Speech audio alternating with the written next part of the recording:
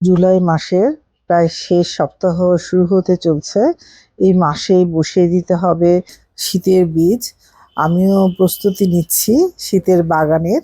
প্রথমে চারা ফেলবো এবং কি কি চারা ফেলছি আজকে প্রায় 10 রকমের সবজির বীজ নিয়ে এসেছি, যেটা বীজের জন্য আলাদাভাবে মাটি প্রস্তুত করতে হয়। একদম ঝুরঝুরে, বেশিরভাগ অংশই থাকবে কোকোপিট, ভার্মি কম্পোস্ট, একটু ছত্রাকনাশক, আর দিব সামান্য একটু মাটি। এই দিয়ে প্রস্তুত হয়ে যাবে বীজতলার মাটি। এবং এর মধ্যে যদি আপনি বীজটা বসিয়ে দেন, অঙ্কুর উদ্গমের হার প্রায় 90% হবে ইনশাল্লাহ। হ্যালো মাই লাভলি ভিউয়ার্স, আসসালামু আলাইকুম। কাশিবের ছাদ বাগানের পক্ষ থেকে সবাইকে অভিনন্দন। আশা করি সবাই ভালো আছেন, আমারই মতো ফুল ফল এবং সবজির গাছ লাগাচ্ছেন। বীজের মাটি তো প্রস্তুত করছি, কি কি দিচ্ছি সেটা আরেকবার বলে দিচ্ছি ভিউয়ার্স বন্ধুরা। কোকোপিট দিয়েছি 50%, ভার্মি কম্পোস্ট দিয়েছি 30%। এই যে মাটি বাগানের নর্মাল গার্ডেন সয়েল, এটা দিয়েছি 20%, বালি দিব 10%, আর সামান্য একটু ছত্রাকনাশক যাতে বীজটা নষ্ট না হয় নেমাটোডের আক্রমণে।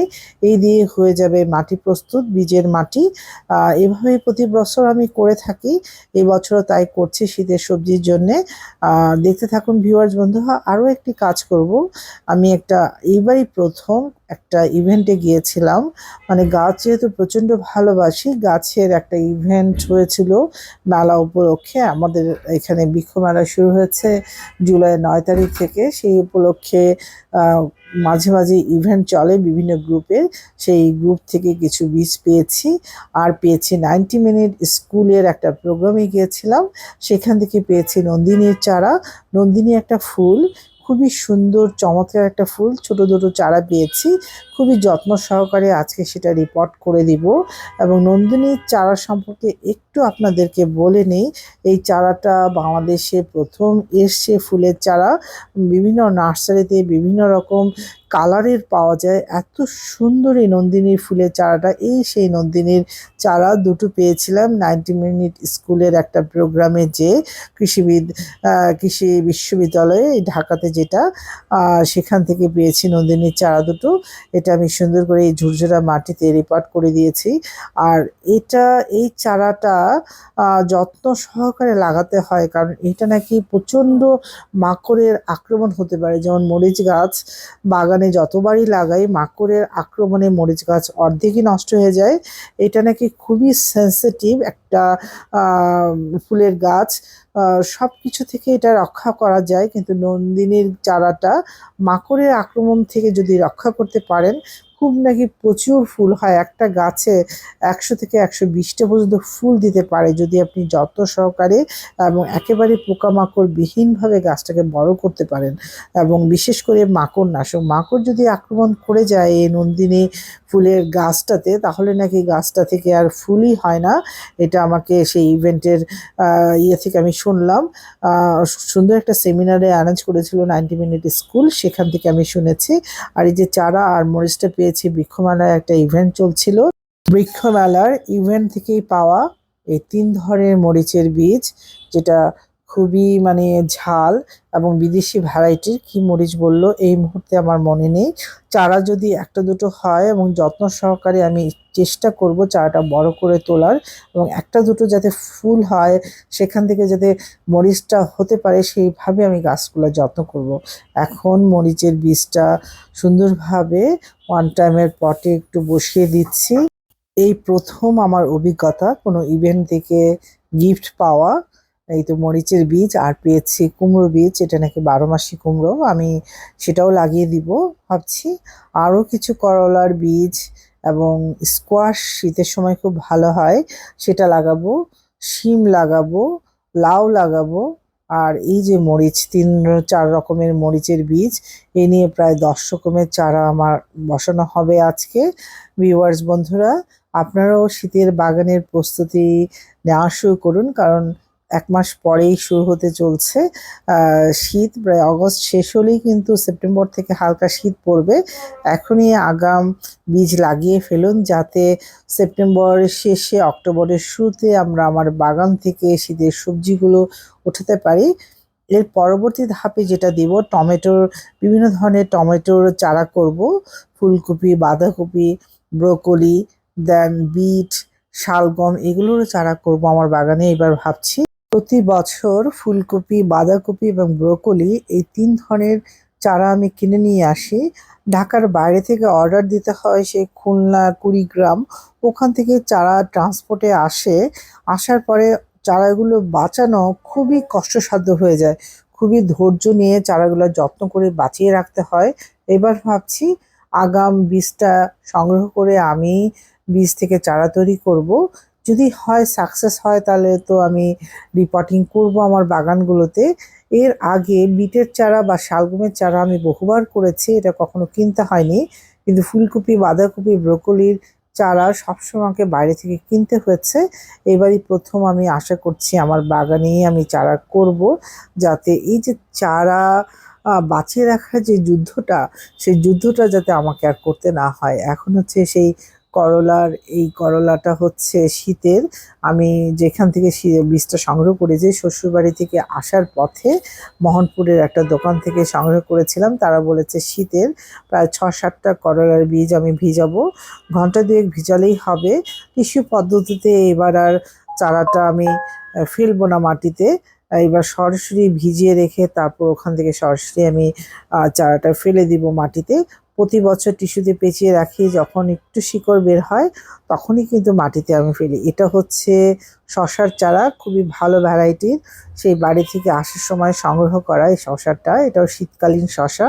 এবার লাগাবো, বহু বছর লাগানো হয় না শসার চারা, এইবার লাগাবো শীতকালে ভাবছি। এবার আমার বাগানে বীজ পড়ে এমনি অনেক বেগুনের চারা হয়েছে, কিছু চারা তুলেও ফেলেছি। এত অতিরিক্ত চারা মানে ফেলে দিতে হয়েছে, ৪-৫টা রেখে দিয়েছি। এখন সেটা উঠে আবার রিপোর্টিং করব।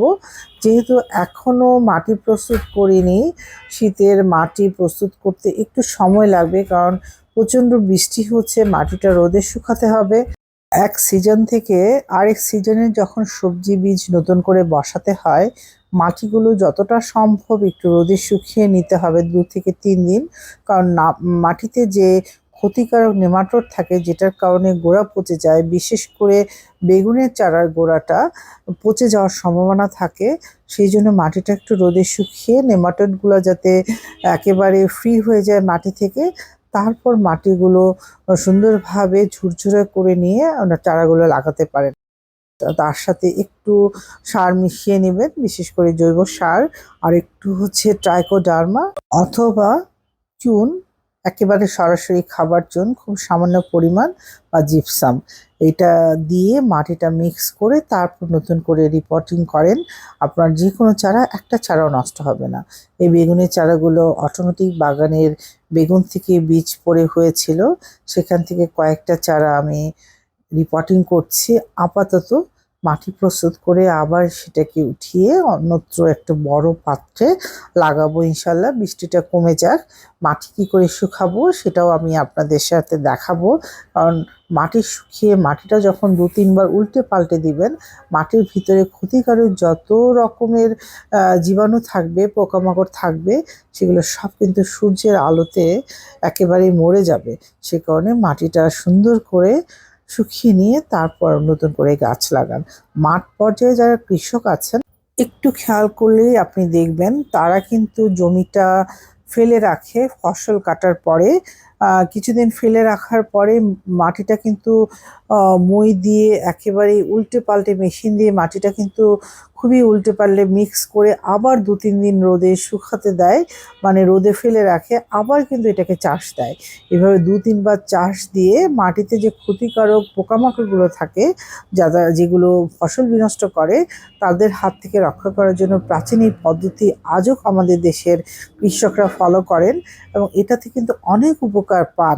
এবং আমি কৃষকদের সাথে মাঠ পর্যায়ে যারা কাজ করেন তাদের সাথে কথা বলেছি বহুবার গ্রামে, যে তারা একটা ফসল উঠিয়ে ফেলার পরে মাঠটাকে একেবারে ২-৩ দিন এইভাবে টানা রোদে পড়ে থাকে, তারপর এটাকে 2-3 বার চাষ করে মাটিটা উল্টে পাল্টে দিয়ে মাটিতে যত ক্ষতিকারক রোগ জীবাণু আছে রোদের তাপে যেগুলো মরে যায় সেগুলো কিন্তু ওইভাবে তারা মাটিটা রেখে দেন। তারপর তারা জমিতে নতুন করে ফসল ফলান।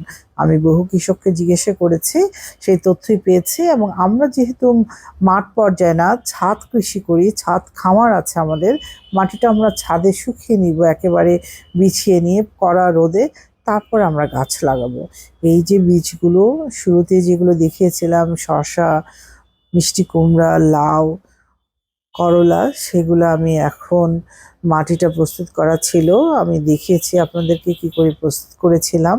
সেই মাটিটাতেই আমি নতুন করে চারাগুলো বসিয়ে দিচ্ছি। এক একটা চারা জাস্ট 1/2 ইঞ্চি মাটির গভীরে দিবেন, দিয়ে একটু হালকা পানি দিয়ে একটু পলিথিন দিয়ে ঢেকে রাখবেন যাতে ময়শ্চারাইজারটা থাকে। এই ময়শ্চারের কারণে বীজগুলো দ্রুত অঙ্কুরিত হবে এবং সুন্দরভাবে চারা বের হবে এবং প্রতিটা চারাই কিন্তু অঙ্কুরিত হবে যদি এই পদ্ধতিতে আপনারা করেন। মাটিটা ভালো করে প্রস্তুত করবেন, বীজটা ঘন্টাখানেক রোদে দিয়ে পানিতে ভিজিয়ে রাখবেন ঘন্টা 2, তারপরে মুছে নিয়ে এইভাবে আমার মতো করে প্রতিটা চারা একটা কন্টেনারে দিতে পারেন। অনেকে সিডের যে ট্রেগুলা পাওয়া যায় সেটাতেও দেয়। আমি ট্রেটা আমার কাছে নাই, আমি এইভাবেই চারা ফেলি প্রতি বছর এবং এটাতে কোনো অসুবিধা হয় না। ওয়ান টাইমের কাপটা কেটে সরাসরি পটিং করা যায়, গোড়াতে কোনো ক্ষতির কোনো সম্ভাবনা নাই। যেহেতু বেশিরভাগই কোকোপিট, শিকড়টা খুব সুন্দরভাবে ছড়াবে এবং আঁকড়ে ধরবে, যে কারণে মাটি নষ্ট হওয়ার, শিকড় নষ্ট হওয়ারও কোনো চান্স নেই। এইভাবে প্রতি বছর চারা করি, আপনাদের সাথে একটু শেয়ার করলাম। যদি একটু ভালো লাগে চ্যানেলটির পাশে থাকবেন এবং পাশে থাকা বেল আইকনটিকে প্রেস করে রাখবেন যাতে নতুন কোনো নোটিফিকেশন আসার সাথে সাথে আপনাদের কাছে পৌঁছে যায় ভিউয়ার্স বন্ধুরা।